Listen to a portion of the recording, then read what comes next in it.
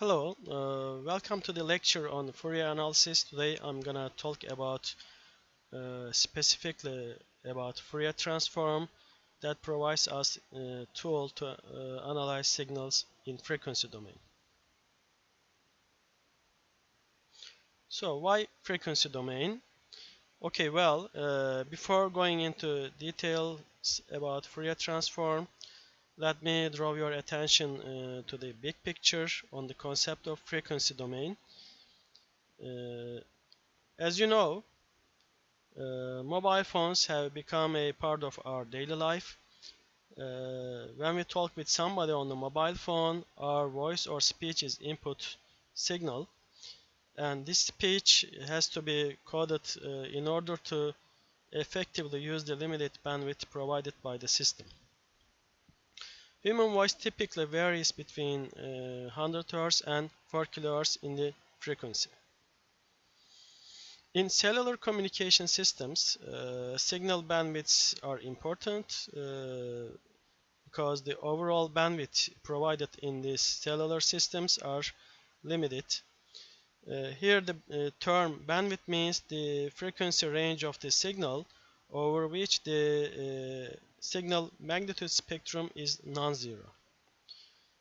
When we look at the evolution of wireless systems, they are called as different generation systems. In the first generation analog system, the signal bandwidth is 30 kHz, and in the second generation system, this bandwidth increases to 200 kHz for instance, in GSM system. In the third generation wideband code division multiplexer system, the signal bandwidth is 5 MHz. And in fourth generation long-term evolution systems, signal bandwidth may go up to 20 MHz. Another example on the importance of the Fourier frequency domain concept is the filtering in signal processing. As you may be familiar with filtering concept, the traditional filters can be low pass, band pass, or high pass filters. And low pass filters let the signals smaller than the certain frequency, such as cutoff frequency, pass through it, while suppressing the signals above this cutoff frequency. And we design the filters according to some set criteria in the frequency domain. In radio broadcasting, we listen FM or AM stations. Here, FM and AM means the modulation type used in the system. When we say modulation, it means the manipulating the frequency or amplitude of the carrier signal according to the input message signal. Okay, at the later slides in this lecture, we will cover AM modulation in detail, and you will have better understanding of the concept when frequency domain is involved. So, frequency domain analysis is an alternative way of viewing or analyzing the signals. Many problems, of course, many problems in frequency domain can be easier compared to time domain analysis to understand and solve the problem in this frequency domain. And the question is how to obtain the frequency domain representation of the signal. One answer is the Fourier transform, and in this lecture you will learn in detail the frequency domain or analysis based on Fourier transform. So let's go into details of Fourier transform. To start the discussion, let us define a time domain signal x of t. Here the signal x is lowercase letter, and we denote the Fourier transform by symbol f accompanied by an arrow.